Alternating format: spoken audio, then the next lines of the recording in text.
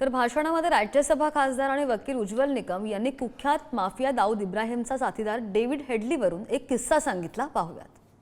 दाऊद इब्राहिमचा जवळचा मनुष्य त्याच्याविरुद्ध मी खटला चालवला. एका व्यापाराच्या खुनाबद्दल त्याला पोर्तुगालहून आणण्यात आलं आणि त्याला जन्मठेपेची शिक्षा झाली.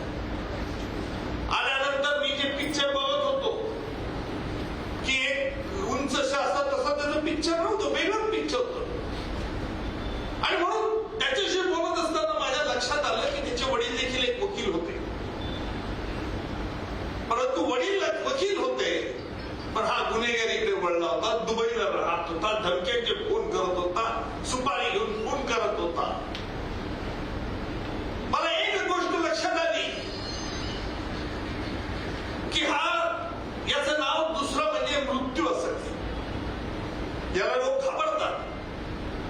मी त्याच्याशी माझी पद्धत अशी आहे की न्यायालयामध्ये गुन्हेगार कोणीही असला तर मी बोलतो त्याच्याशी, वागतो. बोलताना जाणून घेत असतो की याच्यामध्ये वीक पॉइंट्स कुठे आहेत.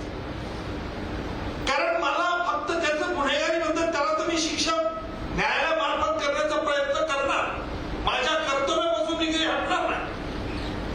परंतु त्याला आंतरिक दुःख झालं पाहिजे. आणि जेव्हा आंतरिक, म्हणून मी प्रत्येकाला हे सांगत असतो की ज्या माझ्यासोबत तरुण वकील मंडळी आहे की माझं काय चुकलं आहे हे स्वतःच्या मनाशी आपण कबूल केलं पाहिजे.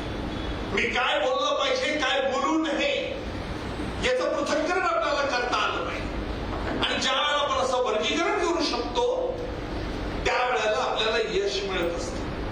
आपण कुठली इच्छा व्यक्त केली आणि इच्छा मनात ठेवली त्याप्रमाणे प्रयत्न केले तर सफल होतीलच असं नसतं. म्हणून मी कधी कसल्याही कोणाची कशी अपेक्षा करत नाही हे स्पष्ट करू इच्छितो.